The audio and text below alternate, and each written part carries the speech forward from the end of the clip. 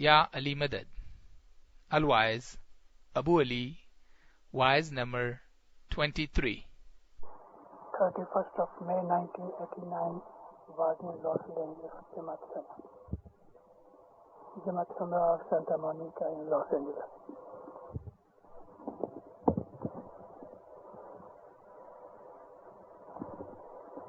یا علی مدد.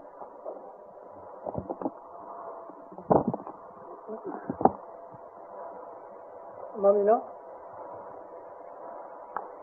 3 برس سے زیادہ ہوئے میں آپ کی خدمت میں آیا ہوں، لیکن آپ کے اس جماعت خانے کے اندر یہ ایک ہی واحد ہے، اگرچہ میرا 3 دن کا پروگرام ہے.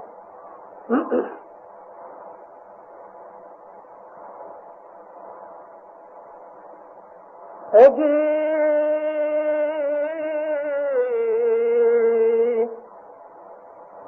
نبی محمد بوجھو بھائی، سو تم پامو امام، مشرک من تو کافر کہیے، مومن دل قرآن الہی بھید سنت و نام لیجے، اپنے جیوڑے کو دوزخ نہ دیجے، اپنے جیوڑے کی چنتا مومن بھائی کیجے، الہی بھید سنت و نام لیجے. مولانا حضرت امام پہ صلوات پڑھو ممینو. اللہم صلی علی محمد وآل محمد القیامہ، یعنی کہ آل رسول کے اوپر قیامت تک ہمارا درود و سلام ہو. زندہ رہو. اللہ اس 4 دیواری کے اندر جو بیٹھے ہیں ہم لوگ، اپنے دل سے پوچھو کہ ہم کون ہیں، کہ ہم اسماعیلی ہیں. اسماعیلی کس کو کہتے ہیں؟ اسماعیلی وہ مسلمان ہے کہ محمد کی رسالت کو مانتا ہے اور اللہ کے فرمان سے امامت کو مانتا ہے. امامت کو ماننا جو ہے وہ شیعہ طریقہ ہے، تو ہم لوگ شیعہ ہیں. اہل سنت سے ہم جدا ہیں، ہمارے اوپر اہل سنت کا سایہ نہیں پڑنا چاہیے. رسول اکرم صلی اللہ علیہ وآلہ وسلم کی ہدایت، روشنی اور جو کچھ بھی کہو گائیڈنس ٹوٹے بغیر سلسلہ بسلسلہ نبی کریم کی نبوت ظاہر ہوئی آج تک. جس کو نبوت ظاہر ہوئی 13 اور اب 9، 1422 برس ہوئے ہجری کیلنڈر سے. نبوت کے 13ویں سال ہجرت ہوئی اور وہاں سے ہجری سن چلا اور اس وقت 1409 ہے. تو 1450 سال سے رسول اکرم کی ہدایت اور روشنی الحمدللہ سلسلہ بسلسلہ ہم تک چلی آتی ہے. ہر ایک اسماعیلی کا یہ فرض ہے کہ وہ اپنی ہسٹری سے واقف ہو گئے، اپنے مذہب سے واقف ہو گئے۔ میں آگے چلوں واز کرنے کے لیے، میں ایک چھوٹی سی سٹوری بیان کرنا چاہتا ہوں کہ جو بعد میں کسی اور جگہ شاید فٹ نہ ہو سکے۔ دار السلام کے اندر مولا کے حکم سے میں نے 40 برس گزارے۔ میں نے 2 دفعہ دار السلام چھوڑ کے نیروبی جانے کی، ایک امام سلطان محمد شاہ کے حضور میں، دوسری سرکار حضرت امام کے حضور میں عرضی کی، مگر دونوں وقت میری عرضی ناپاس ہوئی۔ دونوں وقت مجھ کو مولا نے یہی کہا کہ تیرے کو میں نے دار السلام کے لیے بھیجا ہے، ادھر ٹھہرو۔ تو دار السلام کے اندر ٹھہرا، کیونکہ وہ میرا مولا ہے، اس کا ہر حکم ماننا میرا ایمان ہے۔ پھر اس حکم کے اندر مجھے کتنی بھی تکلیف ہوئے، وہ تکلیف پھر نظر میں آتی ہی نہیں، وہ تکلیف مٹ جاتی، اس کا احساس ہی مٹ جاتا ہے۔ دار السلام میں 40 برس رہا، ہر طرح کے لوگوں کے ساتھ یاری دوستی رہی، کیونکہ میں جب 1946 میں دار السلام آیا تو اس وقت دار السلام کی آبادی مشکل سے 1 لاکھ آدمی کی تھی، اب تو 20 لاکھ ہے۔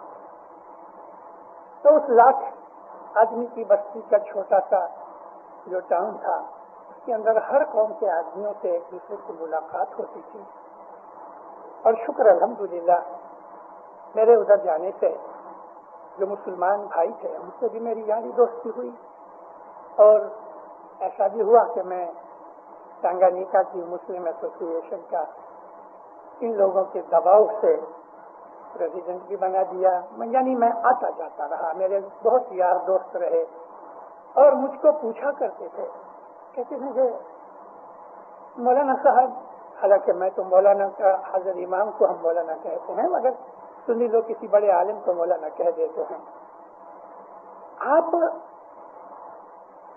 اسماعیلی کس طرح بنے؟ یعنی ان کو یہ تعجب لگتا تھا، کیونکہ عموماً سنی بھائی اسماعیلیوں کو مسلمان نہیں سمجھتے عموماً۔ اب میں مسجد میں جاتا تھا، مسجد میں واضح کرتا تھا، ان کے ساتھ ملا کرتا تھا، میں تہجد کی نمازوں کے اندر بھی شامل رہتا تھا، مگر جب میں بولنے پہ آتا تھا تو میں اپنے امام کو چھوڑے بغیر میں بول نہیں سکتا تھا، چاہے سنی ہو چاہے سنیوں کی مسجد، میں امام کو تو لے ہی آتا تھا۔ تو بعض آدمی اونچے نیچے ہوتے تھے، مگر میرے سامنے کوئی بولتا نہیں تھا۔ جب بھی مولویوں کے ساتھ بیٹھے ہوئے نا تو کبھی کبھی بات نکل آتی تھی کہ آپ بھلا آپ پنجاب کے رہنے والے، میں اپنے الفاظ نہیں کہہ رہا، ان کے کہتا ہوں، آپ اتنے بڑے عالم، حالانکہ میرے پاس علم کی ایک کڑی جتنا بھی نہیں، تو آپ اسماعیلی کیسے ہوئے؟ میں نے کہا کیوں، آپ کو تعجب لگتا کہ ہاں دیکھیے نا کہ اسماعیلی جو ہیں وہ نماز نہیں پڑھتے۔ میں نے کہا دیکھو مولوی صاحب، دنیا کے اندر 80 کروڑ مسلمان ہیں، کتنے نماز پڑھتے ہیں؟ اس دار السلام کے اندر آپ کو تو پتہ ہی ہے کہ 50 سے 60 ہزار مسلمان ہیں، بھلا مسجد میں کتنے آتے ہیں؟ تو اس کا منہ گر جاتا تھا، کیونکہ میں تو جانتا تھا کہ 50-60 ہزار کی بستی کے اندر خدا کی قسم 100 آدمی بھی مسجد میں نہیں جاتے تھے نماز پڑھنے کے لیے، تو اس کا منہ گر جاتا تھا۔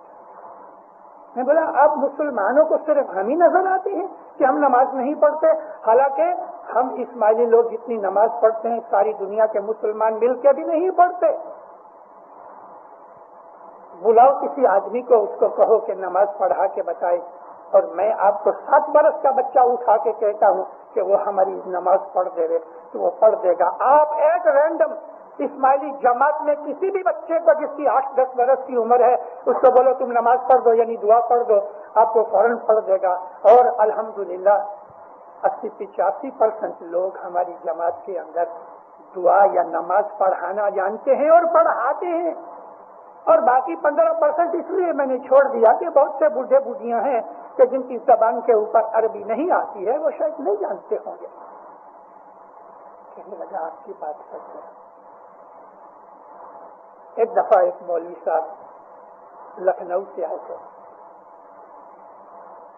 اور ادھر بڑے مشہور ہو گئے، اور ان کے ساتھ بھی میری کافی دوستی ہو گئی. کہیں بھی پوچھنے کی اس کی ہمت نہ رہی، کیونکہ مجھے کوئی بھی پوچھتا تھا تو میں تو پہلے وہ جواب دیتا تھا کہ اس کے بعد ان کی کوئی حالت نہیں رہتی تھی. کیونکہ الحمدللہ انڈونیشیا سے لے کے موروکو تک تمام اسلامی ممالک میں نے دیکھے ہیں. میں ان کے ساتھ بیٹھ کے میں نے چرچا کی ہے، ان کی حالت دیکھی ہے، ان کی نمازیں دیکھی ہیں. اس لیے میں جانتا ہوں کہ وہ کیا ہے. مجھے کہتے اب برا نہ مانے، مجھے کسی دن آپ سے ملاقات کرنی. میں بولا مولوی صاحب اس میں برا ماننے کی کیا بات ہے؟ بطور چشمہ آئیے کل شام کو میرے گھر آئے، چائے پئیں گے. مجھے کافی وقت چاہیے. چلا کافی 2 گھنٹے. مجھے کہتا کافی ہے. دوسرے دن آئے مولوی صاحب، ویسے ہم نے باتیں کی، دور کی چائے پی. اب وہ موقع ڈھونڈتا تھا، الفاظ ڈھونڈتا تھا کہ کیسے اور کس طرح شروع کرے. تو آخر اس کے منہ سے پھر نکل ہی گیا کہ بھلا اسماعیلی جو طریقہ ہے، اسماعیلی مذہب ہے، یہ کیا ہے؟ میں نے کہا کہ اسماعیلی ہیں وہ شیعہ ہیں، حضرت علی کی امامت کے قائل ہیں، بلکہ مومن ہے، حضرت علی کے امامت کے اوپر اس پر ایمان ہے. رسول اکرم کے بعد مولا علی خلیفہ اور امام بننے کے حقدار تھے. مگر حضرت ابو بکر کو تو لوگوں نے چنا. میں نے کہا مولوی صاحب اس وقت مسلمان کتنے تھے؟ کہنے لگا ضرور 2-2.5 لاکھ تھے. میں نے کہا بلا شک شاید اس سے زیادہ ہوں، کیونکہ آخری حج کے موقع پہ 1.25 لاکھ مسلمان تو حج کرنے کے لیے رسول کے ساتھ گئے تھے. تو 2-2.5 لاکھ مسلمان آپ نے جو کہا وہ سچ کہا. 2-2.5 لاکھ مسلمانوں میں سے 300-350 مسلمانوں کی پرسنٹیج کتنی نکلتی ہے؟ تو سوچ میں پڑ گیا. میں نے کہا 2.5 لاکھ مسلمانوں میں سے اگر 300-350 مسلمان ایک چھوٹے سے روم یا ہال کے اندر اکٹھے ہو کے ایک آدمی کو کہیں کہ تو ہمارا خلیفہ، تو کیا یہ چناؤ جو تھا، یہ انتخاب یا الیکشن تھا، وہ برابر تھا؟ 1% بھی نہیں تھے. سقیفہ بنی سعدہ کے اندر کہ جہاں لوگ آ کے جوا کھیلتے تھے، شراب پی کے وہاں ریسٹ کرتے تھے، چوریاں کر کے ڈاکے مار کے اس سقیفہ بنی سعدہ کے اندر ہال میں یہ لوگ بانٹے کرتے تھے. تو وہ عموماً چوروں ڈاکوؤں کا اڈا تھا. اس جگہ کے اوپر یوں ہی نبی کریم نے وفات پائی تو حضرت ابو بکر، حضرت عمر اپنے داماد کو چھوڑ کے وہاں چلے گئے اور انہوں نے 300-350 آدمیوں کے اندر حضرت ابو بکر کو خلیفہ چنا. سچ بات ہے. کیا بولے؟ میری لائبریری میرے بازو میں ہی تھی. ذرا بھی کچھ بولے تو میں سنیوں کی چیزیں اس کے سامنے رکھ دوں، اور اسے معلوم تھا یہ بات کا کہ میں جو کہوں گا الحمدللہ اس میں کھوٹ نہیں ہوگی، گپ نہیں ہوگی. مجھے کہا یہ بات تو سچ ہے، مگر بعد میں سب نے اجماع کر لیا. میں نے کہا ہاں کر لیا، زبردستی سے کر لیا. مجھے کہتا ہے کس طرح زبردستی کیا؟ میں آپ کو سکھا بھی رہا ہوں اور اس کی بات بھی سنا رہا ہوں تاکہ آپ کو اس بات کی جنرل نالج ملے. میں نے کہا زبردستی کیا؟ تو کہتا ہے کس طرح زبردستی ہوئی؟ سب نے راضی خوشی کیا. میں نے بولا راضی خوشی؟ حضرت عمر لوگوں کو پکڑ پکڑ کے حضرت ابو بکر کی بیعت کے لیے لے جاتے تھے. جب حضرت علی نہیں آئے تو آگ لے کے علی کے گھر جلانے کے لیے گئے کہ میں یہ بی بی فاطمہ کا گھر جلا دوں گا اگر حضرت علی باہر نکل کے ابو بکر کی بیعت نہیں کریں گے. تو مولوی کو کھاٹو تو خون نہ نکلے، نگاہیں نیچی ہو گئی کیونکہ ہر ایک لفظ سچا. وہ عالم شخص تھا. میں نے کہا مولوی صاحب اب میں ایک سوال کرنا چاہتا ہوں. حضرت فاطمہ علیہ السلام کے لیے آپ کیا کہتے ہیں؟ مجھے کہتے ہیں کہ حضرت فاطمہ کے لیے رسول اکرم نے ایک حدیث بیان کی ہے کہ جس نے فاطمہ کو غضبناک کیا یعنی غصہ کیا اس کے اوپر میں غضبناک ہوا، اور جس کے اوپر میں غضبناک ہوا اس کے اوپر اللہ غضبناک ہوا۔ اب یہ حدیث خود مولوی سناتے ہیں۔ میں نے کہا ماشاء اللہ، جزاک اللہ، سچ بات ہے۔ اچھا، اگر بی بی فاطمہ کسی پہ ناراض ہو جائیں تو اللہ رسول دونوں ناراض ہیں، یہ اپنی حدیث سنائی، لیکن اگر بی بی فاطمہ اتنی ناراض ہو جائیں کہ اس کے لیے ہاتھ اٹھا کے بد دعا کرے تو آپ کا کیا کہنا ہے؟ اسے چکر میں پڑا، مجھے کہتا ہے وہ دوزخی ہے۔ میں نے کہا مولوی صاحب جلدی مت کیجیے، ذرا یاد کر لیجیے کہ یہ برابر ہے کہ نہیں۔ مجھے کہتا ہے واللہ باللہ بی بی فاطمہ بنت رسول، کہ جس کے لیے یہ حدیث رسول نے فرمائی کہ جس نے بی بی فاطمہ کو غضبناک کیا اس نے مجھے اور اللہ کو غضبناک کیا۔ اب جو بی بی فاطمہ ہاتھ اٹھا کے کسی کے لیے بد دعا کرے تو واللہ باللہ اس کی تمام عبادت زائل۔ میں نے کہا مولوی صاحب بالکل آپ اس میں کوئی طرح کا شک نہیں رکھتے؟ میں اٹھ کے اندر گیا کیونکہ اب میں منہ سے بولنا نہیں چاہتا تھا۔ میں اٹھ کے اندر گیا اور ایک کتاب لے کے آیا، مولوی صاحب کو نکال کے میں نے کہا پڑھیے۔ وہ پڑھتا جاتا تھا اور پسینہ پوچھتے جاتے تھے۔ جب باغ فدق کی بات آئی، باغ فدق رسول اللہ کی انگت پراپرٹی تھی، خود کی پراپرٹی تھی، وہ امت کا اس کے اندر کوئی بھی حق نہیں تھا۔ جس طرح جماعت خانے حضرت امام کی امامت کی خود کی پراپرٹی ہے اور جماعت خانے کے اندر کسی بھی مکھی کمر یا مشنری کونسل یا پارٹی یا جماعت کا کوئی حق نہیں۔ باغ فدق رسول اللہ کی انگت پراپرٹی تھی اور حضور نے اپنی حیاتی میں ہی یہ باغ فدق بی بی فاطمہ کو دے دیا تھا اور ایک کاغذ کا وثیقہ یعنی ڈاکومنٹس بنا دی تھی کہ جس میں نیچے لکھ دیا تھا محمد ابن عبداللہ یہ باغ اپنی بیٹی کو وراثت میں دیتا ہے۔ حضرت ابو بکر نے خلیفہ بنتے ہی یہ فدق کا باغ جس میں اچھی آمدنی تھی، کھجوریں وغیرہ کافی نکلتی تھی، اس کو نیشنلائز کر لیا، یعنی سلطنت کے لیے لے لیا۔ تو جب حضرت بی بی فاطمہ نے اس کا پروٹیسٹ کیا اور رسول اکرم کے ہاتھ کا لکھا ہوا دستخط، خود تو ہاتھ سے نہیں لکھتے تھے لیکن دستخط کیے گئے تھے، بادشاہ اور یہ جو پریزیڈنٹ ہوتے ہیں اپنے ہاتھ سے نہیں لکھتے، وہ تو خالی دستخط کرتے ہیں، وثیقہ پیش کیا تو یہ وثیقہ حضرت ابو بکر پڑھ کے اس کے اوپر کچھ غور کرے اس سے پہلے ہی حضرت عمر نے چھین لیا اور ٹکڑے ٹکڑے کر کے پھینک دیا۔ بھلا خلیفہ تو ابو بکر تھے کہ عمر؟ اب وہ اگر وہ وثیقہ دکھا رہی ہے خلیفہ کو تو درمیان میں حضرت عمر کو پڑھنے کی ضرورت کیا؟ اور پھر بھی چلو چھین لیا تو لے کے پڑھ لے رہے مگر لے کے ٹکڑے کر دیا۔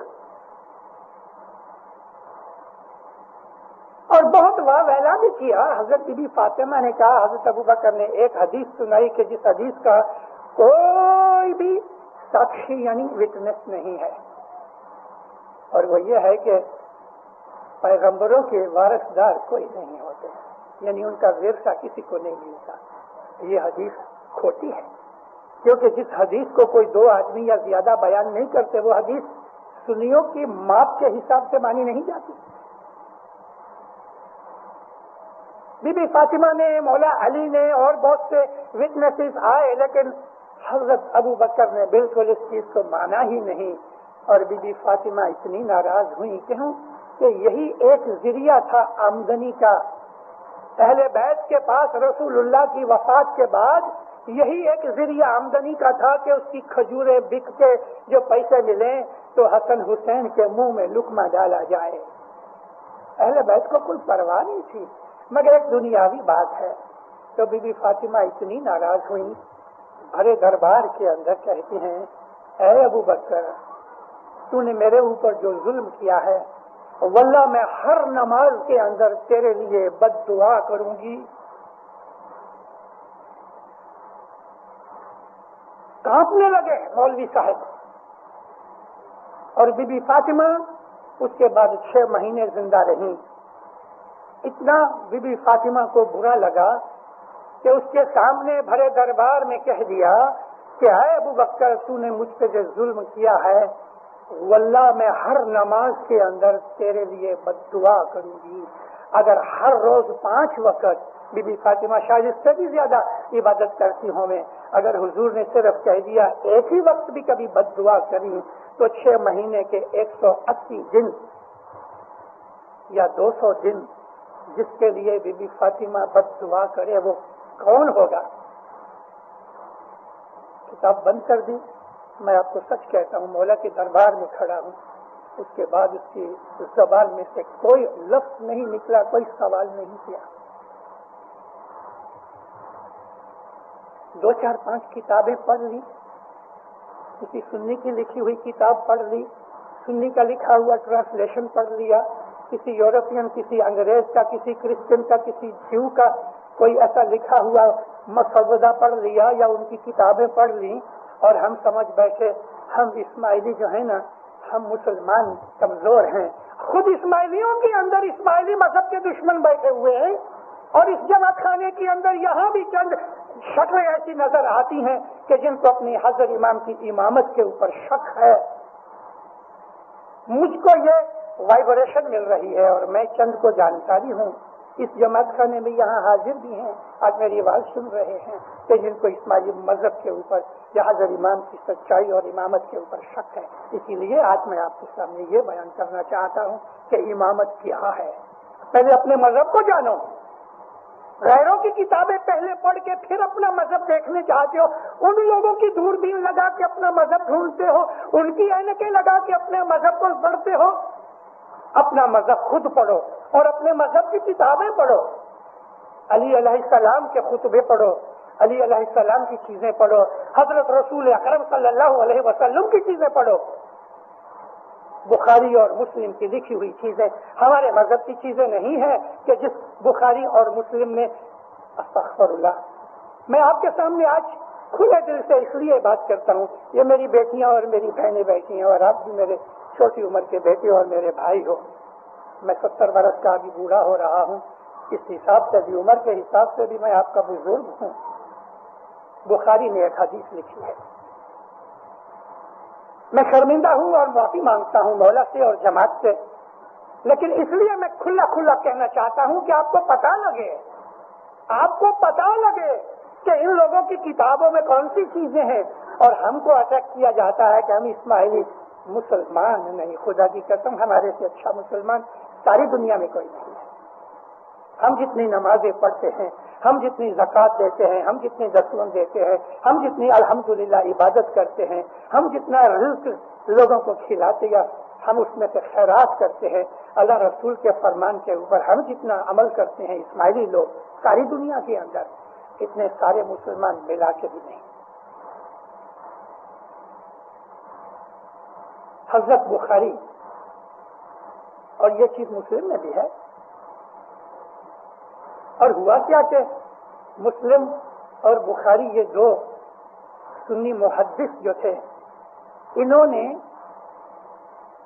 پہلے بخاری نے 14 لاکھ حدیثیں اکٹھی کی. 14 لاکھ حدیثیں اس میں سے اکٹھی کر کے چھانتے جو بہت کامن کی نکال کے 7,500 کے قریب انہوں نے اوتھینٹک نکالی. اور پھر ان حدیثوں کے اندر کہ جن کو ہم صحاح کہتے ہیں، یعنی سنیوں کے 6 محدثوں نے یہ حدیثوں کا جو خزانہ اکٹھا کیا ہے اس کو کہتے ہیں صحاح 6 یعنی 6، صحاح یعنی صحیح حدیثیں. اور مشکات میں بھی ان میں سے بہت سی چیزیں کامن جو ہیں وہ لے کر ایک کتاب بنا دی ہے. صحاح 6 کا ایک والیوم ہو گیا، اس کو کہتے ہیں مشکات المصابیح. اب اس کے اندر ایک حدیث ہے.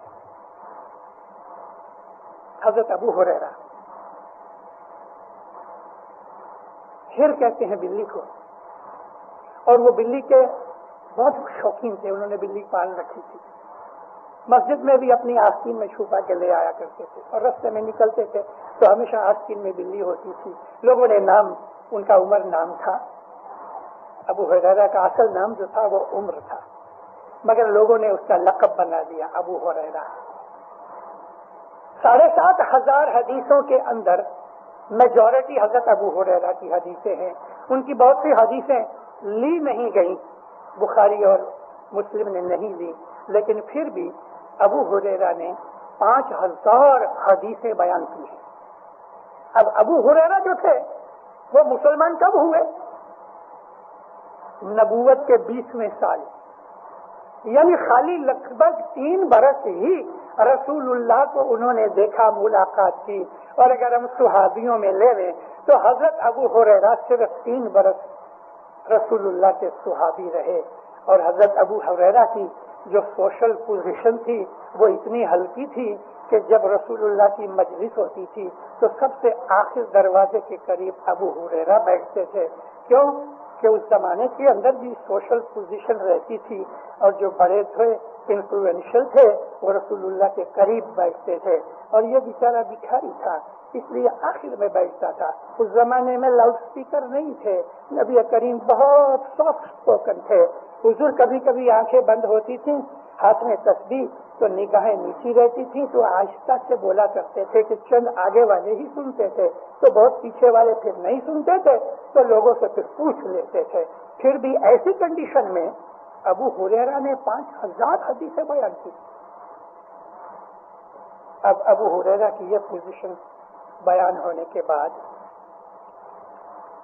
بخاری میں لکھا ہے، مسلم نے بھی نوٹ کیا ہے، ایک دن نبی کریم کی وفات کے بعد حضرت بی بی عائشہ ام المومنین کے پاس گیا۔ نبی کی جو عورتیں ہیں اللہ نے فرمایا وہ امہات المومنین ہیں، وہ امت کی مائیں ہیں، اس لیے ہم بھی حضرت بی بی فاطمہ کو عزت و آبرو کے ساتھ، توقیر کے ساتھ ہم اماں کہتے ہیں، اور حقیقت میں ہماری ماں ہے، عزت کے لائق ہے، پاکیزہ ہے، پوتر ہے، پاک ہے، اور ہم تمام نبی کی عورتوں کو یہی درجہ دیتے ہیں، ہمارے لیے ان کا درجہ ماں کے برابر ہے۔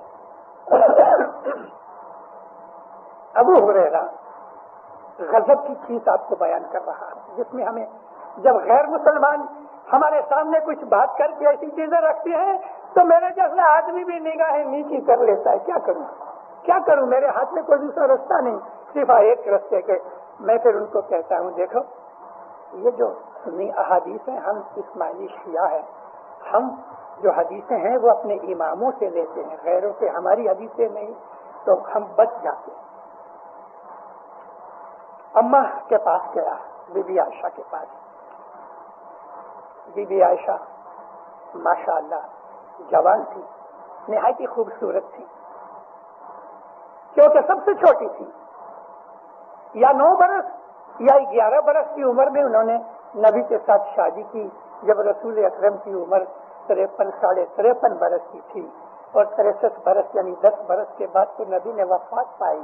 تو بی بی عائشہ کی عمر تقریباً 20 اور 22 کے درمیان تھی اس وقت جب رسول اللہ نے وفات پائی، تو اسی وقت تو نہیں ہوگا، شاید کچھ تھوڑی دیر بعد، مگر 20-25 برس کی اس جوان عورت، لیکن ہماری ماں اس کے پاس جا کے، ان کے حجرے میں جا کے، ابو بکر، حضرت عمر اور دوسرے تمام حضرتوں کا مانا ہوا، بہت پیارا، یہ ابو ہریرہ گیا،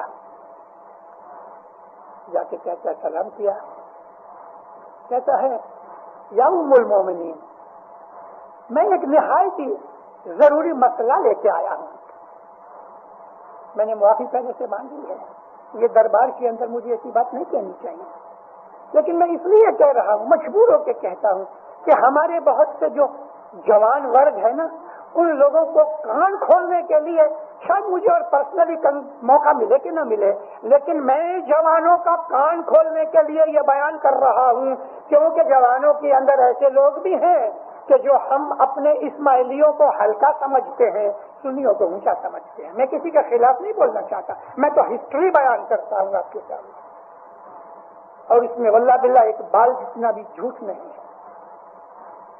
کیا پوچھتا ہے؟ پوچھو. ابو ہریرہ کیا پوچھنا ہے؟ نگاہیں نیچی کر کے کہتا ہے کہ میں پوچھنا چاہتا ہوں کہ غسل جنابت کس طرح کیا جاتا ہے.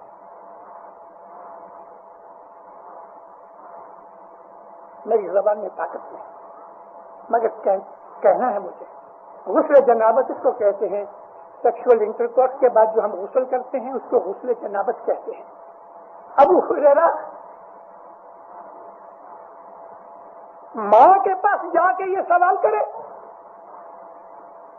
اور پھر غضب تو یہ دیکھو کہ حضرت بی بی عائشہ اٹھی، ہماری اماں اٹھی، ایک چادر کھینچ کے پردہ لگایا اس روم کے اندر، پردے کے پیچھے جا کے پانی کا ایک طبق رکھا، اور بخاری لکھتا ہے کہ بی بی عائشہ نے غسل کیا. اب حدیث کو اس کی ذرا تھوڑی سی انالیسس کرو. پہلے تو ابو ہریرہ اماں کے پاس، ام المومنین کے پاس جاتے کہ جس کا درجہ سگی ماں سے زیادہ ہے، اس کو جا کے ایسا سوال کرے، گندا سوال کرے. اور پھر غضب یہ کہ بی بی عائشہ اٹھ کے اس کو نہا کے بتاتی ہے، ایک غیر مرد کی حاضری میں ایک ہی روم کے اندر بھلے بیچ میں پردہ پڑا ہوا ہے، آواز تو آتی ہے کہ نہیں؟ میں دکھی ہو رہا ہوں کہ جماعت خانے کے اندر واعظ میں نے یہ بیان کیا ہے، لیکن آپ کے اہل میں صلاح ہے، اس کے لیے میں کہہ رہا ہوں. آپ کے اہل کے اندر جماعت میں صلاح ہے. اب مجھے بتاؤ، ایسی باتیں حدیث میں ہیں اور اس کو ہم صحیح کہتے ہیں، اور اہل حدیث کا درجہ قرآن کے برابر رکھتے ہیں. ایسا مذہب ہم کو چاہیے؟ ایسا مذہب ہم کو نہیں چاہیے. ہمارے مذہب میں یہ چیز نہیں ہے. ایسی تو کتنے خرافات حدیثوں کے اندر بیان کی تھی، لیکن جو حدیثیں محمد نے حقیقتاً بیان کی تھیں وہ حدیثیں انہوں نے کوشش بہت کی مٹا ڈالنے کی لیے. خدا بھلا کرے اس سنی عالم کا جس کا نام عبید اللہ سندھی امرتسری ہے، اس نے ایک کتاب لکھی. وہ کتاب 650 پیج کی کتاب اردو میں آج سے 70 برس پہلے لکھی. اب مجھے معلوم نہیں ملتی ہے کہ نہیں ملتی. اس کا نام ہے ارجح المطالب. سنی عالم ہے، دیباچے میں لکھتا ہے کہ میرے سنی بھائی مجھ سے ناراض ہوں گے کہ میں نے حضرت علی کی شان کے اندر تمام یہ اکٹھا کر دیا ہے خزانہ، مگر میں مجبور ہوں، حق ہے، اگر مجھ کو گالیاں دیں تو مجھے اس کی کوئی پرواہ نہیں. اس نے 600 پیج کی کتاب لکھی، رسول اللہ کی حدیثیں بیان کی ہیں کہ جس کے اندر حضرت علی کے مناقب اور تعریف کی گئی ہے. اور اس نے ایسی ایسی حدیثیں بیان کی ہیں، پڑھو نا ایسی کتابیں کہ جن کے اندر حضرت علی کی تعریف اور وخان کیا گیا ہے. ام سلمہ کی ایک حدیث یہ عبید اللہ بیان کرتا ہے ارجح المطالب کے اندر. حضرت ام سلمہ کہتی ہیں ایک دن رسول اکرم میرے پاس آئے، میرے پاس آ کے بیٹھے، میں نے کھانا تیار کیا ہوا تھا. حضور نے کھانا کھایا اور میرے پاس بیٹھ کے باتیں کرتے رہے، اور کچھ بات نکلی تو حضرت علی علیہ السلام کا ذکر نکلا. تو حضور نے فرمایا اے سلمہ، علی کی تعریف ایسی ہے کہ اگر میں بیان کر دوں تو لوگ میری نبوت کے اوپر شک کرنے لگے. اے سلمہ، علی کی تعریف اگر میں سچی سچی کر دوں تو جو حال عیسیٰ نبی کا کیا ہے لوگ ایسا حال علی کا کریں.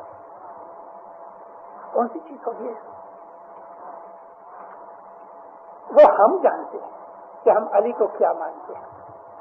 ہم جانتے ہیں. رسول اکرم کہتے ہیں کہ علی کا چہرہ دیکھو تو عبادت ہوتی ہے. ہے کوئی ایسی حدیث کہ جس میں کہا ہو کہ عمر کا چہرہ دیکھو یا ابو بکر کا چہرہ دیکھو تو عبادت ہوتی ہے؟ ہے کوئی ایسی حدیث؟ علی کا چہرہ دیکھا تو عبادت ہوگی. حضور فرماتے ہیں علی جو ہے نا حق اس کے پیچھے پیچھے چلتا ہے. علی حق کے پیچھے نہیں چلتا, حق علی کے پیچھے چلتا ہے. جدھر علی ہے حق ادھر ہی ہے, دوسری جگہ نہیں.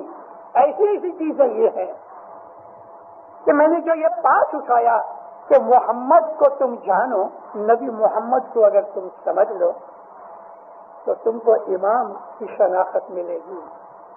مولا علی علیہ السلام کے لیے محمد نے جو حدیثیں بیان کی ہیں وہ آپ کو بخاری اور مسلم اور ابن ماجہ اور واقدی اور ابن الحاکم وغیرہ مستدرک وغیرہ میں کہیں نہیں ملیں گی, کہیں نہیں ملیں گی. معاویہ جب امیر بن گیا,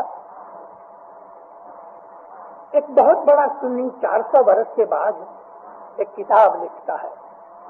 ایک سنی معتزلی وہ ہوتے ہیں کہ جو علی کو اچھا نہیں سمجھتے. ابن الحدید جو تھا نا وہ معتزلی تھا, سنی مگر معتزلی, کہ جو علی کو بالکل اچھا نہیں سمجھتا. اس نے ایک کتاب لکھی. اس کتاب کے اندر وہ تحریر کرتا ہے, بیان کرتا ہے کہ جب معاویہ کے قبضے میں طاقت آ گئی, حضرت علی علیہ السلام کی وفات ہو گئی اور حضرت حسن کو بھی شہید کرا دیا گیا, تو معاویہ نے اپنے تمام گورنروں کو لکھ دیا کہ علی کی شان میں جتنی حدیثیں ملیں اس کو برباد کر دو اور اسی کے مطابق حدیث بیان کرو کہ جس کے اندر شیخین کا اور عثمان کا نام ہو رہے. شیخین سے مراد حضرت ابوبکر, حضرت عمر اور حضرت عثمان. بعد میں شیخین کے اندر عثمان کا نام نہیں آتا, شیخین کا مطلب حضرت ابوبکر اور حضرت عمر. اور جو ایسی کوئی بھی حدیث بیان کرے گا کہ جس کے اندر شیخین کا یا حضرت عثمان کا وخان ہوگا, تعریف ہوگی, ذکر ہوگا, تو اس کا منہ دینار سے بھر دو, دینار سے بھر دو. جو آدمی تم کو معلوم ہو کہ علی سے محبت رکھتا ہے اس کا گھر توڑ ڈالو, اس کا تمام اثاثہ مل کر ضبط کرو اور اس کو راستے میں چھوڑ دو. ایک اور فرمان معاویہ لکھتا ہے کہ تم کو پتا لگے کہ علی کے چاہنے والا کون ہے, ڈھونڈ ڈھونڈ کے نکالو, اور اگر وہ شاہی حکومت کی کوئی کام کے اندر, نوکری کے اندر ہے تو ان کو فوراً ڈسمس کر دو اور اس کی جگہ ایسا آدمی رکھو کہ جو شیخین اور عثمان کی تاریخ کے لائق بنتا ہو. یہ رپورٹ کسی شیعہ نے نہیں لکھی ہے, سنی نے لکھی ہے. اس طرح حدیثیں توڑی مروڑی گئیں, اس طرح حدیثیں بیان کی گئیں. جہاں تک بن سکا حضرت علی علیہ السلام کی اور بی بی فاطمہ اور ان کی اولاد کے پاس کی جتنی بھی تاریخ تھی اس کو مٹانے کی کوشش کی گئی. لیکن اللہ نے تو پہلے سے کہہ دیا ہے پھونکوں سے یہ چراغ بجھایا نہ جائے گا. نور خدا ہے کفر کی حرکت پہ خندہ زن, نور خدا ہے کفر کی حرکت پہ خندہ زن, پھونکوں سے یہ چراغ بجھایا نہ جائے گا. اور یہی الفاظ اللہ نے قرآن میں کہے ہیں. مومنو, ہم اسماعیلی اسی زمانے سے حضرت علی کی بیعت میں آئے. حضرت علی کی بیعت تو بہتوں نے کی, 1,20,000 آدمیوں نے رسول اللہ کے سامنے کی, اور سب سے پہلے بیعت کس نے کی بتائیں؟ حضرت عمر نے. غدیر خم کے اوپر جب یہ واقعہ بنا ہے, میں سارا واقعہ بیان نہیں کرتا, الحمدللہ میں نے اس کے اوپر کتاب لکھی ہے, اور 30 سنی عالموں کا, کہ جن سنی عالموں کا لکھا ہوا کسی مولوی عالم کی طاقت نہیں کہ منع کرے, ایسے 30 عالموں کا میں نے اس میں حوالہ دیا ہے. اس لیے میں بہت ڈیٹیل نہیں دیتا. لیکن جب حضرت رسول اکرم نے مولا علی کا ہاتھ پکڑ کے اونچا کیا, اپنی پگڑی اتار کے علی کو سر پہ رکھی, حضرت علی علیہ السلام کی امامت کی یہ ڈکلیریشن تھی, وہ ہمارا امامت دن تھا. اور حضور نے جب یہ کہا کہ تمہارے میں سے وہ لوگ, اس کا مطلب یہ ہوا کہ سب لوگ نہیں, نبی جانتے تھے اس بات کو. نبی کو معلوم تھا کہ مسلمانوں کے اندر علی کے دشمن بہت ہیں، کیونکہ علی کی تلوار سے بڑے بڑے بہادر مارے گئے تھے کہ جن کے سگے کتب بھی بیٹھے ہیں، رسول اللہ کے صحابی ہیں. ان کی گردنیں توڑی علی نے.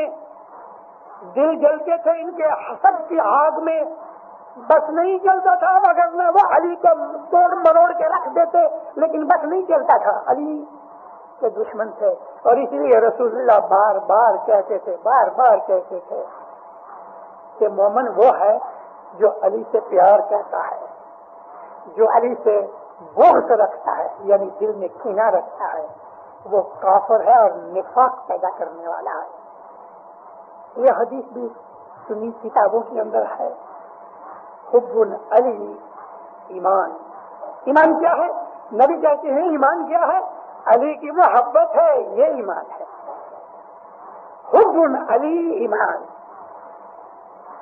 بغضہ کفر نفاق. لیکن جو اس کے پاس بغض رکھتا ہے، کینہ حسد رکھتا ہے علی سے، اس کے دل میں نفاق اور کفر ہے. نفاق کہتے ہیں جدائی کو، یونٹی کا اپوزٹ ہے نفاق. خدا تعالی وحد لہ لا شریک ہے نا، تو یہ خدا تعالیٰ کی جو وحدانیت ہے اس کا اپوزٹ ہے وہ نفاق. علی کی محبتی رسول اکرم نے ساری زندگی لوگوں کو کسی نہ کسی طریقے سے بیان کرتے رہے، کسی نہ کسی طریقے سے. علی علیہ السلام اس کی تعریف پوری کبھی ہو ہی نہیں سکتی.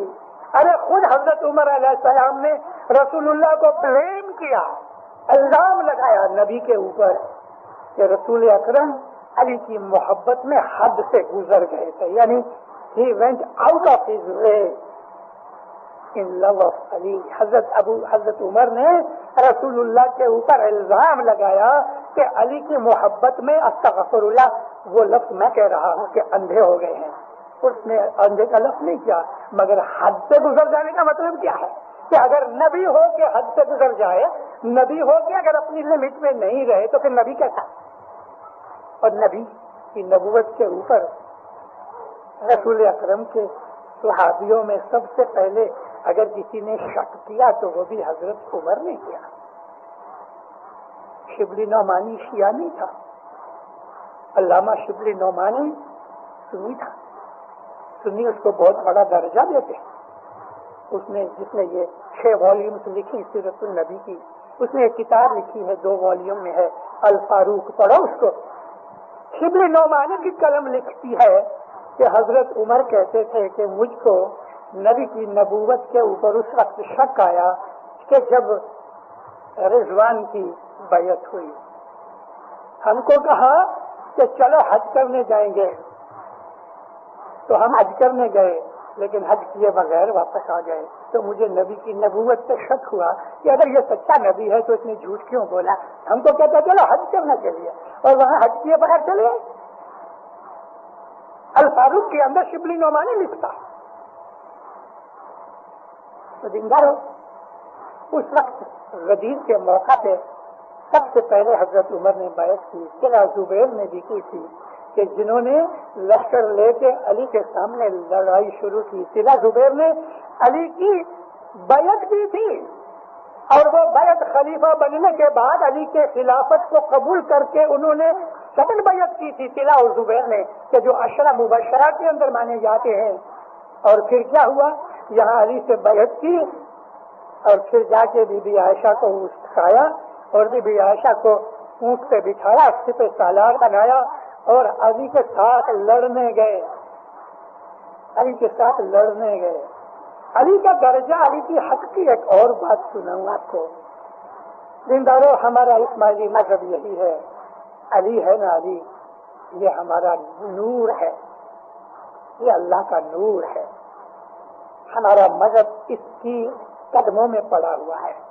ہماری عبادت، ہمارا مذہب، ہمارا ایمان، ہمارا تقویٰ، ہمارا تمام جو کچھ بھی عمل اعمال ہے وہ علی کے قدموں میں ہے، علی کی وفاداری میں ہے، علی کی محبت میں ہے، علی میں جان قربان کرنے میں ہے. یہ ہمارا مذہب ہے. کیا سمجھ مانتے ہو اپنے مذہب کو، کبھی جمع خانے میں آتے ہو کبھی نہیں آتے، نیاز پیتے ہو کبھی نہیں پیتے، اور جو کچھ بھی مذہب میں ہوتا ہے آپ کو اس کا پتہ ہی نہیں کہ کیوں کرتے ہیں، اور آپ نے پتہ لگانے کی کوشش بھی نہیں کی ہے۔ مگر یہ تمام چیزیں جو ہمارے مذہب میں ہیں تھوڑے تھوڑے فرق زمانے کے حساب سے رسول اللہ کے زمانے سے چلی آتی ہیں، ہر زمانے میں تھی، کھانچا ہر نماز میں زمانے میں تھا، ہر زمانے کے اندر ہم اپنے امام کی مہمانی کرتے تھے، خود رسول اللہ مہمانی قبول کرتے تھے، لوگوں کے گھروں میں جا کے بھی مہمانی کھاتے تھے۔ آپ کو معلوم ہے ہماری جماعت کے اندر، ہمارے طریقے کے اندر، ہماری روایات کے اندر ایک یعنی اس کو کہتے ہیں کہ آپ کھانا پکا کے جہاں حضرت امام رہتے ہیں نا اس کے گھر لے جاؤ اور اس کو وہاں جا کے کھلاؤ، اس کا نام ہے مہمانی۔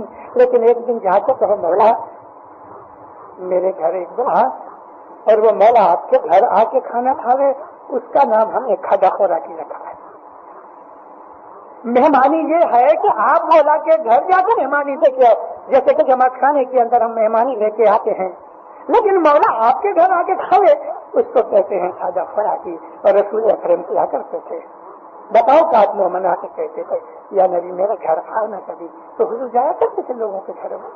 یہ مہمانی یہ کھادا خوراکی نبی کے زمانے سے چلی آتی ہے، یہ یہ زکات جو ہم دیتے ہیں نبی کے زمانے سے چلی آتی ہے، یہ نادی وغیرہ ہے اور نبی کے زمانے سے چلی آتی ہے، یہ گٹپاٹ جو ہے نبی کے زمانے سے چلا آتا ہے۔ رسول اللہ خود گٹپاٹ نیاز نکالتے تھے اور کھجور کی گٹھلیاں نکال کے ہاتھ سے مسل کے ایک کر کے اس کو سکریت کے طور پہ دیا کرتے تھے۔ اس کا نام سکریت نہیں تھا،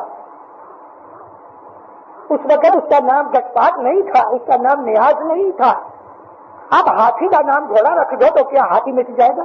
وہ تو ہاتھی ہے نا، پھر بھلا آپ کہہ دو کہ یہ گھوڑا ہے۔ اصل چیز تو اصل چیز ہے۔ ہمارے مذہب کی تمام جتنی بھی روایات مذہبی پرنسپل ہیں وہ نبی کریم سے چلے آتے ہیں۔ ایک دن کسی جگہ چھوٹی لڑائی کے بعد مال غنیمت آیا، اس مال غنیمت کے ساتھ ساتھ زکات کا مال بھی تھا۔ علی نبی دونوں سارا مال کھول کے بیٹھے اور تمام لوگ آئے، کیونکہ اس زمانے میں رسول اللہ جو مال آتا تھا اس کو تقسیم کر دیتے تھے۔ تو حضور نے لوگوں کو بلایا اور دینا شروع کیا۔ رسول اکرم بیٹھے تھے اور حضرت علی نبی کو پوچھ کے کسی کو ایک قمیض دی، کسی کو کپڑا دیا، کسی کو یہ دیا، کسی کو یہ دیا۔ اب اس کے اندر ایک تھان تھا، تھان یعنی کپڑے کا تھان، اس تھا سفید اور لال دھاری دار تھا، ذرا ریشمی بھی تھا۔ حضرت بی بی عائشہ کی اس پہ نگاہ پہنچی، پسند آیا۔ چہیتی بیوی تھی، نبی کے پاس فوراً بھاگ کے آئیں اور کہنے لگی یا نبی میرا جو حصہ ہے نا اس غنیمت کے مال میں میرے کو ابھی ابھی دے دو اور میرے کو یہ کپڑا چاہیے۔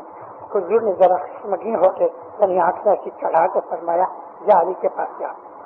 فرمایا یہ عرض کرتی ہیں کہ مجھے آپ دو نا، میں علی کے پاس نہیں جاؤں گی، کیونکہ بی بی عائشہ کو علی سے پیار نہیں تھا، علی سے نفرت کرتی تھی، فاطمہ سے نفرت کرتی تھی، خدیجہ سے نفرت کرتی تھی، اور خود یہ چیز حدیثوں میں لکھی ہوئی ہے۔ رسول اکرم نے فرمایا جا علی کے پاس، وہ بھاگ رہا ہے۔ تو حضرت علی کے پاس گئی، کہنے لگی اے علی میرا حصہ مجھے ابھی دے دو، مجھے تھوڑا کام ہے اور وہ مجھ کو وہ تھان چاہیے۔ حضرت علی نے فرمایا ام المومنین جس طرح سب لوگ آتے ہیں تم بھی اس طرح سے کیوں میں آؤ، لائن میں آؤ، اس وقت میں نہیں دے سکتا۔ بہت بگڑ گئی، بہت ناراض ہو گئی، غضبناک ہو گئی، واپس رسول اکرم کے پاس گئی، یہ کیسا آدمی ہے؟ سب لوگوں کے سامنے رسول اللہ کو حضرت علی کی طرف ہاتھ کر کے ان کے اوپر الزام، یہ کیسا آدمی ہے؟ رسول اکرم کھڑے ہو گئے، زور سے فرمایا یا علی میں آپ کو اپنی طرف سے حق دیتا ہوں کہ آپ میری کسی بھی بیوی کو طلاق دے دو تو وہ سچا طلاق میری طرف سے ہے، بیویوں کو میں اپنی بیویوں کو طلاق دینے کا حق آپ کو دیتا ہوں۔ بی بی عائشہ اسی وقت بھاگ گئی۔ اس وقت سے یہ حق علی کے پاس ہے کہ رسول اللہ کی بیویوں کو بھی طلاق دینے کا حق علی کے پاس، تو علی کا درجہ کیا ہونا چاہیے؟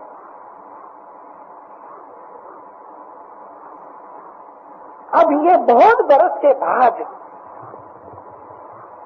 بصرہ کے اندر 10,000 کے اس سے زیادہ لشکر لے کے بی بی عائشہ اونٹ پہ بیٹھ کے کمانڈر ان چیف کی حیثیت سے علی سے لڑنے کے لیے بصرہ گئیں اور لڑائی ہوئی اور ہار گئیں.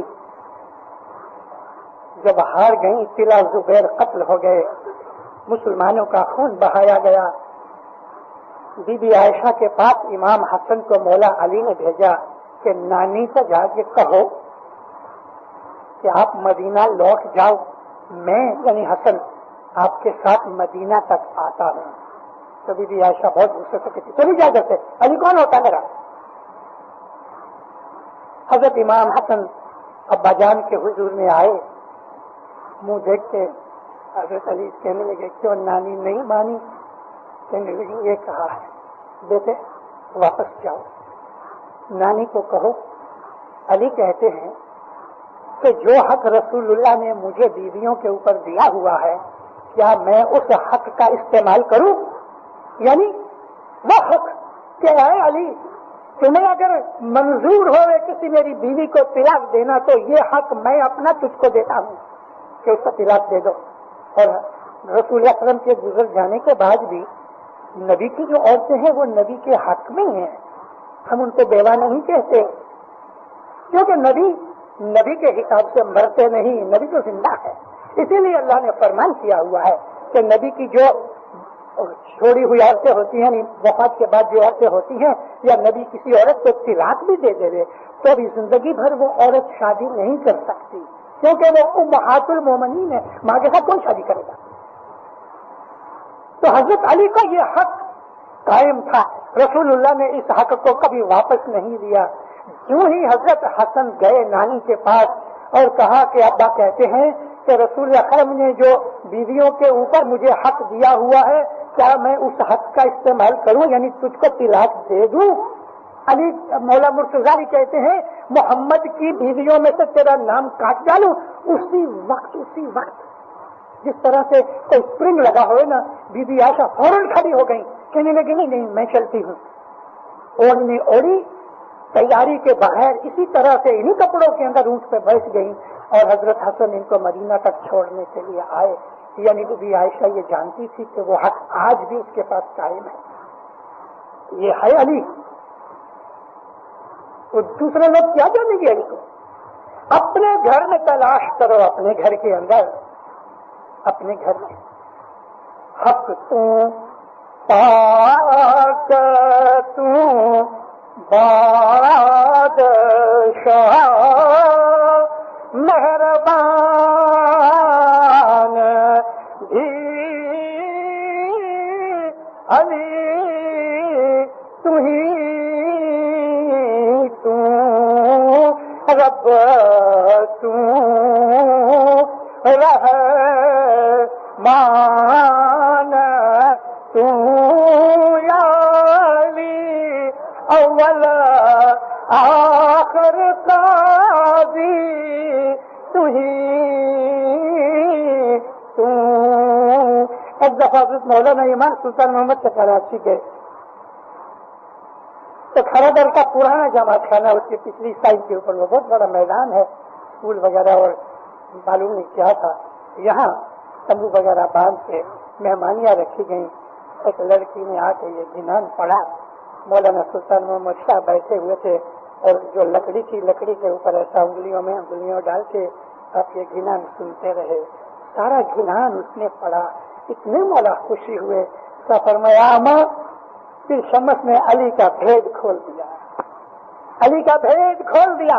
علی کا بھید ہم جانتے ہیں, علی کا بھید ہم جانتے ہیں. گئے برس کراچی کے اندر شیعوں نے ایک علی دن منایا. کسی دوست نے مجھے اس کی ٹیپ بھیجی. اس ٹیپ کے اندر سب سے پہلے ہمارے الوائز کمال الدین کا تھوڑا لیکچر بھی ہے اور بھی بہت سے آدمیوں کا لیکچر ہے. کوثر نیازی کا لیکچر سن کے مجھے بڑی خوشی ہوئی. میں نے کئی دفعہ ریپیٹ کر کے اس کو سنا اور دعا کیا مولا کوثر نیازی کو اپنی شناخت دے, حالانکہ اس کو شناخت ہو گئی ہے. کوثر نیازی آپ تو جانتے ہیں جو پاکستان کے جو لوگ ہیں منسٹر, of religious affairs. وہ لوگ کہتے ہیں مولانا کوثر نیازی نے ایک ذکر کیا ہے کہ پانی پت کے اندر بو علی قلندر رہتے تھے، پانی پت میں جو کرنال کے پاس ہے، ہندوستان میں ہے. اس کو کہتے ہیں بو علی قلندر پانی پتی. ان کا نام عبداللہ تھا، لیکن علی علی کرتے کرتے کرتے کرتے وہ ایسے ہو گئے کہ لوگوں نے ان کا نام ڈال دیا بو علی. ان کے بدن سے علی کی بو آتی تھی. کسی نے پوچھا یا حضرت علی کی شان میں آپ کیا کہتے ہیں؟ تو کہتے ہیں جل جلالہ اما نوالہ. یہ وہ لفظ ہیں کہ جو صرف اللہ ہی کے لیے استعمال ہوتے ہیں، کسی نبی کے لیے نہیں، محمد کے لیے بھی نہیں. جل جلالہ اما نوالہ. لوگ چھپ ہو گئے. کوثر نیازی نے صرف اتنا نہیں کہا جس طرح سے شمس نے کہہ دیا کہ رب تو رحمان تو، لیکن اگر اس نے یہ کہہ دیا کہ جل جلالہ اما نوالہ، اب باقی رہا کیا؟ اے مومنہ، مسلمانوں سے دوستی ضرور رکھو مگر ان کی باتوں میں مت آؤ. وہ تو یہ چاہتے ہیں کہ تم علی کے دشمن بن جاؤ اور تم علی کو بھول جاؤ. یاد رکھو کبھی ایسی بھول کرو گے تو قیامت تک گمراہ بن جاؤ گے. کبھی سیدھی راہ نہیں ملے گی کہ جس طرح سے مسلمان بھائی گمراہ ہو گئے. یوں ہی نظریں بند کی رسول پاک نے اسی وقت اٹھ کے حضرت ابو بکر عمر چلے گئے، خلافت کے جھگڑے میں پڑ گئے، رسول اللہ کی دفن کے اندر حاضر بھی نہ ہوئے اور رسول اللہ کو یوں ہی دفن کر دیا. کسی نے فاتحہ بھی نہ دی. ایک مٹھی بھر، حالانکہ داماد ہوتے تھے نبی، انہوں نے مٹھی بھر مٹی بھی نہیں ڈالی رسول اللہ کی قبر کے اندر. ارے منہ بھی نہیں دیکھا. اور وفات سے پہلے جب نبی نے کہا قلم اور کاغذ منگاؤ، شبلی نعمانی نے بڑی اچھی طرح اس بات کا ذکر کیا الفاروق میں. یہی علامہ شبلی سنی عالم جو ہے، حضور نے فرمایا اس کو کہتے ہیں واقعہ کرتاس. کرتاس کاغذ کو کہتے ہیں. فرمایا کاغذ اور قلم منگاؤ. ایک آدمی اٹھا تو حضرت عمر نے اس کا پیراہن پڑھ کر زور سے دکھا دیا، بیٹھ جاؤ. یہ تو بوڑھا بخار کے اندر بکتا ہے. رسول اللہ کی حاضری میں رسول اللہ کی طرف اشارہ کر کے کہتے ہیں کہ یہ تو بیمار بکتا ہے. اس کو بچھا دیا. تھوڑی گڑبڑ ہونے لگی. کئیوں کو حضرت عمر کے یہ ریمارکس پسند نہ آئے تو آوازیں آنے لگی. تو حضور غصے ہو کے فرماتے ہیں نکل جاؤ میرے روم میں سے. تو سب لوگ باہر چلے گئے. باہر جا کے حضرت عمر کہتے ہیں حسنا کتاب اللہ، ہم کو کتاب بس ہے، ہم کو کسی اور کی کوئی ضرورت نہیں. حالانکہ رسول اللہ 3 دن سے کہہ رہے ہیں، 3 دن سے کہ میں 2 چیزیں چھوڑے جاتا ہوں، ایک ہے کتاب اللہ، دوسری میری عطرت ہے. کسی حدیث میں رپورٹ کے طور پہ اہل بیتی لکھا ہے، کسی جگہ عطرتی لکھا ہوا ہے. دونوں کا مقصد لگ بھگ ایک ہی ہے. مطلب تو امامت کی طرف اشارہ ہے، اور وہ امامت حسین کی نسل میں سے ہوئے گی، حسن کی نسل میں سے نہیں، کیونکہ حسن امام نہیں ہے. یہ پیری جوما جس کو ہم امام مستعودہ کہتے ہیں، یہ ہم اسماعیلی سمجھتے ہیں. دوسرے کسی مسلمانوں کے اندر یہ درجہ امام اور پیر کا کسی کو پتا نہیں. آج ہم ایسے نکل آئے ہیں کہ ہم کہتے ہیں پیر تو ایک بھائی تھا. ہاں بھائی ضرور تھے، رسول اللہ بھی بھائی تھے، موسیٰ علیہ السلام بھی بھائی تھے، عیسیٰ علیہ السلام بھی بھائی تھے، ہر نبی بھائی تھا. لیکن اس بھائی کا یہ مطلب نہیں کہ پیر صدر دین کا درجہ حمید الدین کرمانی جیسا ہے یا ناصر خسرو جیسا ہے، یا ناصر خسرو حمید الدین کرمانی عبد الملک کا تاج یہ توسی وغیرہ یہ کیا پیر صدر دین جتنے بن گئے؟ پیر صدر دین کے اندر نبوت کا نور ہے. منصور الیمنی کے اندر، کہ حمید الدین کرمانی کے اندر، کہ اسحاق سجستانی کے اندر، کہ ناصر خسرو کے اندر، کہ حسن بن صبا کے اندر، جن کو ہم بعض دفعہ سیدنا بھی کہہ دیتے ہیں، ان کے اندر کوئی نور نہیں تھا. نور تو صرف پیر کا ہے. مولانا حضر امام کے پاس پیری جامع ہے. امام سلطان محمد شاہ کی جو ول لکھی ہوئی ہے اس میں امام سلطان محمد شاہ لکھتے ہیں کہ میں اپنی امامت کا جامع اور پیر کا جامع یہ دونوں اپنے پوترے کریم کو دیتا ہوں. تو اگر حضر امام کے پاس پیری جامع ہے تو اب کیا حضر امام کو سجستانی اور کرمانی اور توسی کے ساتھ ملاؤ گے؟ دینداروں، رسول اکرم کی جو نبوت تھی وہ ختم نہیں ہوئی، نبوت کی آفس ختم ہوئی. لا نبی بعدی کو ہم مانتے ہیں اور ہمارے جنانوں میں لکھا ہے کہ رسول اللہ آخری نبی تھے، اس کے بعد کوئی نبی نہیں آئے گا.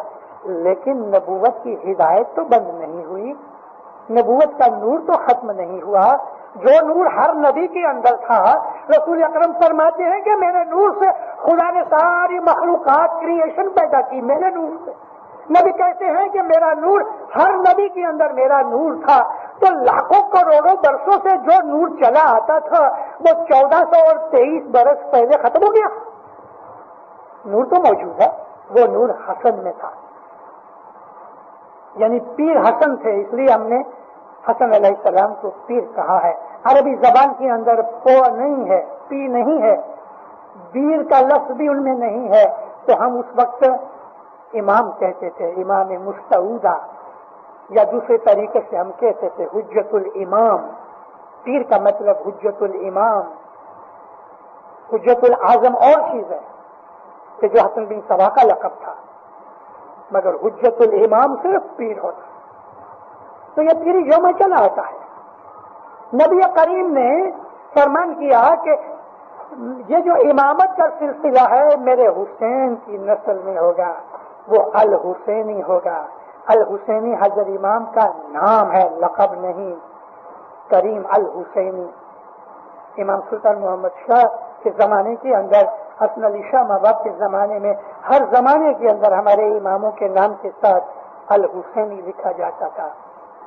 یہ ان کا نام ہے، ان کے نام کا پارٹ ہے، ان کا لقب نہیں. جس طرح وارث اور علیجہ لقب ہے، اس طرح حضرت امام کے نام کے ساتھ الحسینی لقب نہیں ہے، اس کا نام ہے، نام کا ایک حصہ ہے. جیسے کہ کوئی کہہ دیتا ہے بھائی ابو علی، علی بھائی عزیز، تو عزیز اگر آخری آ گیا تو عزیز تو میرا لقب نہیں ہے. رسول اکرم نے جو ہدایت کی وہ ہدایت جاری ہے. پیری ہدایت بھی جاری ہے، صاحبی ہدایت بھی جاری ہے، قیامت تک انشاءاللہ رہے گی. مسلمان بھول گئے. نبی کریم کہتے ہیں کہ یہ دونوں یعنی میری اہل بیت، امامت اور پیری، یہ اہل بیت ہے. اور کتاب اللہ جو ہے، نبی کہتے ہیں ساتھ ساتھ چلیں گے، ایک دوسرے سے کبھی جدا نہیں ہوں گے حتیٰ کہ مجھے حوض کوثر تک ملیں. اور ایک جگہ یہ فرمایا ہے کہ یہ دونوں انٹرٹوائن ہے، ایک دوسرے کے ساتھ رسی کی طرح بٹے ہوئے ہیں.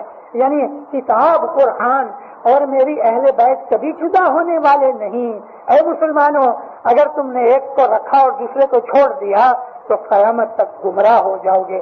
1400 برس ہو گئے ان کو علی کی شناخت نہ ملی، 1400 برس ہو گئے آپس میں لڑتے رہے.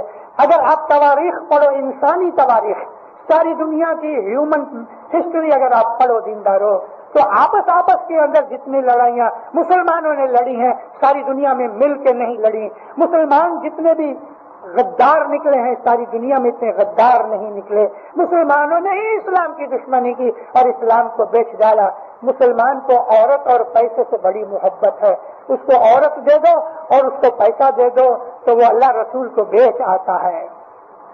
جریر ابن جریر تاریخ طبری کے اندر لکھتا ہے، یہ بھی سنی عالم ہے. ابن جریر تاریخ طبری میں لکھتا ہے کہ معاویہ کے پاس 3 آدمی گئے کچھ مدد مانگنے کے لیے، اور معاویہ نے ایک آدمی کو 30,000 دینار دیے اور باقیوں کو لاکھ دیا. سب کو اکیلے دیا. لیکن جب باہر نکلے تینوں اور ایک دوسرے نے کہا، اس نے کہا مجھے لاکھ دیے، اس نے کہا مجھے لاکھ دیے، تو جس کو 30,000 ملے تھے نا وہ بڑا دن آیا، واپس گیا. واپس جا کے کہتا ہے معاویہ کو، یا امیر یہ کیا بات ہے، ان کو تو نے لاکھ دیا، میری تو خالی 30,000 کی مدد کی. تو معاویہ کہتا ہے کہ انہوں نے اپنا ایمان بیچ دیا مجھے، میں جس طرح کہوں اس طرح کرے، تو تو نے اپنا ایمان نہیں بیچا. تو کہتا میرا ایمان بھی بکتا، لے لو. تو معاویہ نے ہنس کے کہا اچھا 70,000 اس کو اور دے دو. صبری لکھتا ہے معاویہ لوگوں کا ایمان خریدتا تھا. کیسے مسلمان تھے کہ اپنا ایمان 1,00,000 دینار میں بیچ ڈالتے تھے. یہ رپورٹیں شیعوں کی نہیں، یہ رپورٹیں سنیوں کی ہیں. मौलाना हजर इमाम ने 10 बरस पहले तरीका वालों को, इस्माइली एसोसिएशन वालों को कहा था और हमारी इंस्टीट्यूट वालों को कहा था कि तुम शियों की सोर्सेज ढूंढो, शिया किताबें पढ़ो, मगर असल चीजें पढ़ो। लेकिन अफसोस किसी ने शिया किताबों की तरफ ख्याल भी नहीं किया। हजर इमाम का फरमान यूं ही रह गया और हम पड़ गए उन लोगों की तरफ कि जिन लोगों ने हमको अली से जुदा करने की कोशिश की। मुसलमान हमको मुसलमान कभी समझेंगे पता है? उनके साथ जाके नमाज पढ़ोगे तो भी वो नहीं समझेंगे। अगर उनके सामने रोजे रखोगे, उनके घर पे जाके खोलो और उनके घर पे रोजा रखो तो भी खुश नहीं होंगे। लेकिन अगर कह देगा नहीं हमने आगा खान को छोड़ दिया तो बहुत खुश होंगे। बोलो, मुसलमान बनना चाहते हो, आगा खान को छोड़ दो, मुसलमान खुश हो जाएंगे, आपको सीने से लगाएंगे। ए दीनदारो, ए मोमिन, आंखें खोलो, अपने मजहब को जानो कि हीरे जवाहरात के अंदर बैठे हो। थोड़े दिन पहले मिशनरी मोहम्मद बच्चल आए उधर, उसने किसी सूफी का एक शेर पढ़ा सिंधी के अंदर, मुझको वो शेर तो याद नहीं। वो सूफी कहता है, मैं इसका जो सवाब है वो मोहम्मद बच्चन को देता हूं। वो कहता है कि जब तुम आंख में सुरमा डालो तो तुमको अपनी आंख का सुरमा नजर नहीं आता, सिवा कि तुम आईने के सामने देखो तो तुमको पता लगेगा कि तुमने आंखों में सुरमा डाला है। अपने मजहब का हाल ये है कि हमको अपने मजहब की बड़ाई, अपने मजहब की सच्चाई, अपने मजहब की हकीकत का पता नहीं है। लेकिन जब आप इल्म को सामने रखो, इल्म को आईना बना के देखो तो आपको खुशी होगी कि आपकी आंखों में तो वो नूर है कि जो इमाम का नूर है। हमारे मजहब का बेस जो है वो नूर के ऊपर है।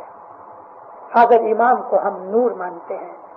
इसका बदन तो कपड़ों की तरह है, उतार दिया नवे पहन लिए।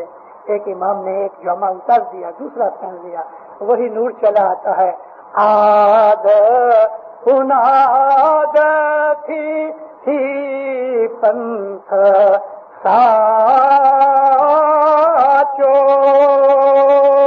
एने पंथ चाली नहीं कोई वरियो पाछो जिया उनाद।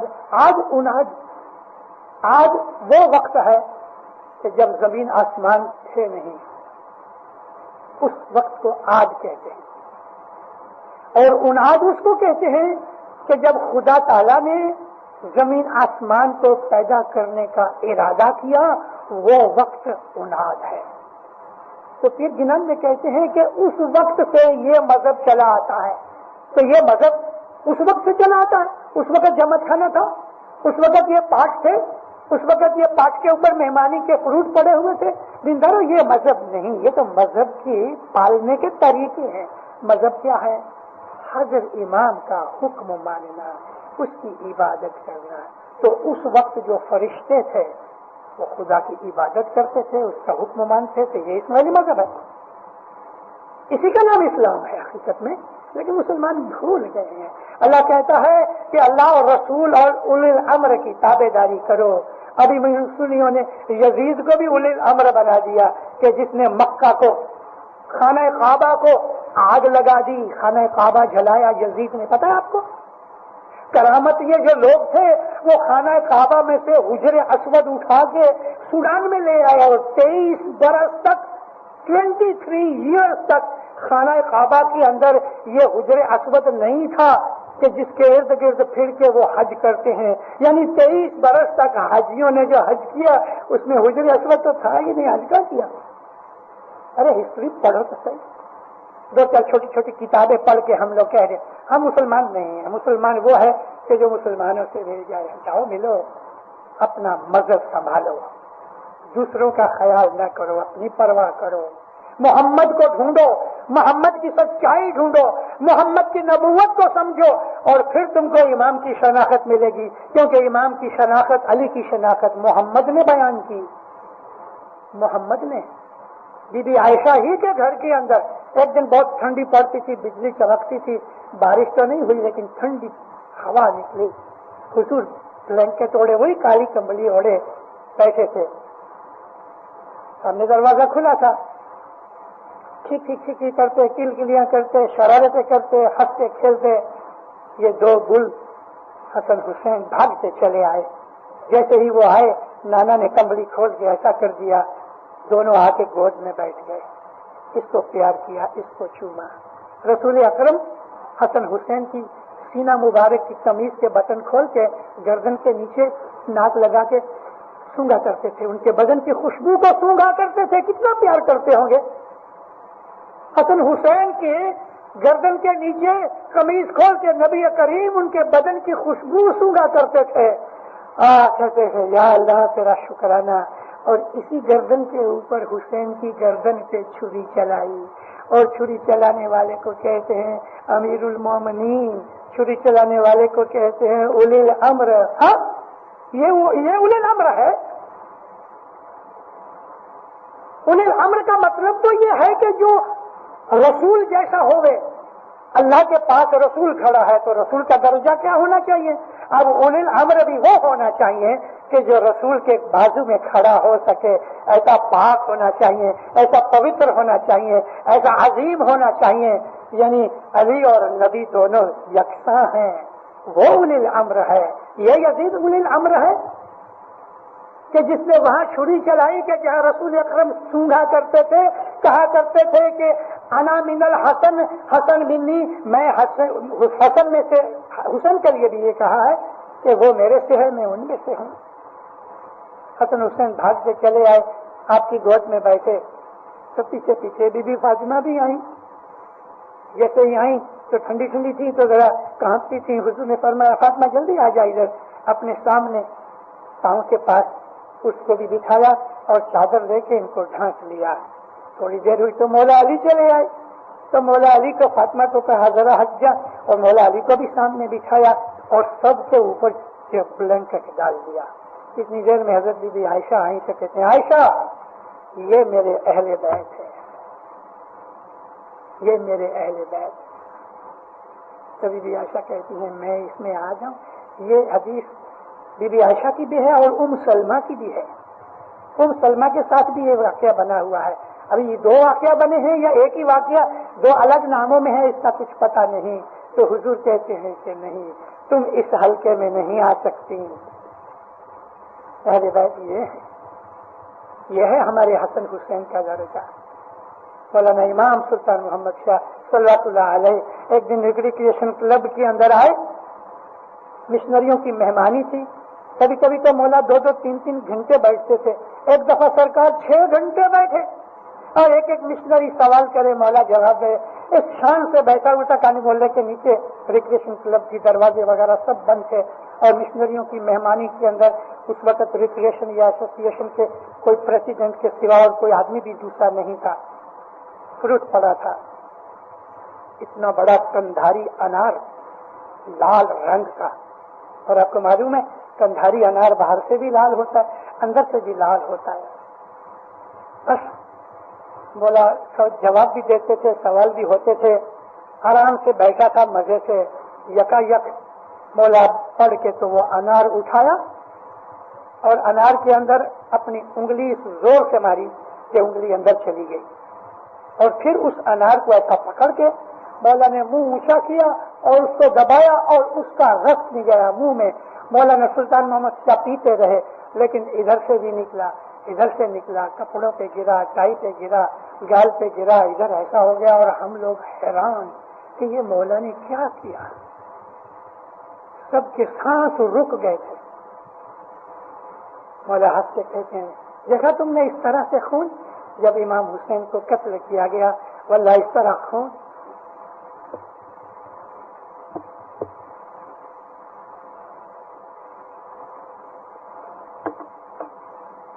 मौला कहते हैं जब इमाम हुसैन को कत्ल किया गया इस तरह खून बहता था। फिर हाथ लेके सीने मुबारक पे रखे थे, मैं इमाम हुसैन हूं, मैं इमाम हुसैन हूं। हसन ये है, हुसैन ये है, अली ये है, मोहम्मद ये है। हमारा सब कुछ यही है और कोई नहीं। तुझ बिना कोई हमारा दी तुम्हारो आधार जी तुझे विनायम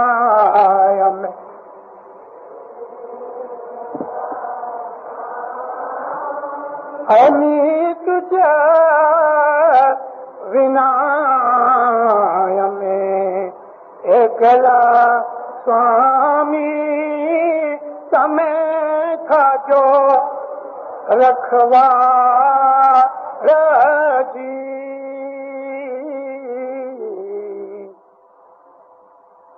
इमामत की गादी पे मौला है जानशीन हुए। आपको मालूम है क्या कहा इसने? मेरे रूहानी बच्चों, मैं अपनी सारी जिंदगी तुम्हारी भलाई के लिए वक़्फ़ करता हूँ। बेहिसाब पैसा है, इज्जत है, खूबसूरत है, रसूख है, क्या कुछ नहीं है मौला के पास, लेकिन हमारे लिए कितना हैरान होता है, कितना हैरान होता है। हमारी जरा सी भी तकलीफ बर्दाश्त नहीं कर सकता, हमको खुश करने के लिए रातों के उजागरे करता है और हमारे लिए कैसी कैसी मुसाफरियां करता है। हमने कभी सोचा कि इमाम को ज़हर खाने कितनी तकलीफ होती है? जो इमाम के आजू बाजू में रहने वाले हैं जिंदारों, उनको पता है कि इमाम दुनिया भर में भी हमारे लिए कितनी तकलीफें लेते हैं।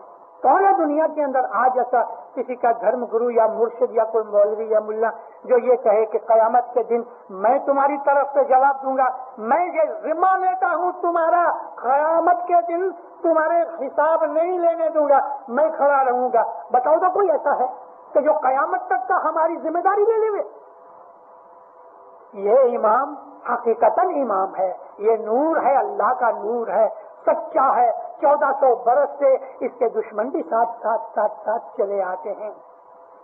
1400 बरस से सुखियाबाद रहो। मौला आपकी नेक उम्मीदें पूरी करे, हकीकती समझ देवे, बदियों गुनाहों से बचाए, शैतान के फरेब से बचाए, नाफरमानी के कामों से बचाए। मौला दीन दुनिया में आपको बरकतें देवे, आपकी जान माल आल औलाद में बरकत देवे, रोजी कमानी तंदुरुस्ती में बरकत देवे, आपकी इज्जत आबरू ज्यादा करे, आपका ईमान ज्यादा करे, आपको रूहानी कुव्वत ज्यादा देवे, आपके ऊपर ज्यादा राजी होवे, कुटुंब कबीले जमात में सलाह मोहब्बत इत्तेफाक यूनिटी देवे। मौलाना हजरत इमाम आपके दिलों में खुशियाँ देवे, आपके दिलों को अपने नूर से भर देवे, ज़ारो बातुन दीदार नसीब करे। खाना वदान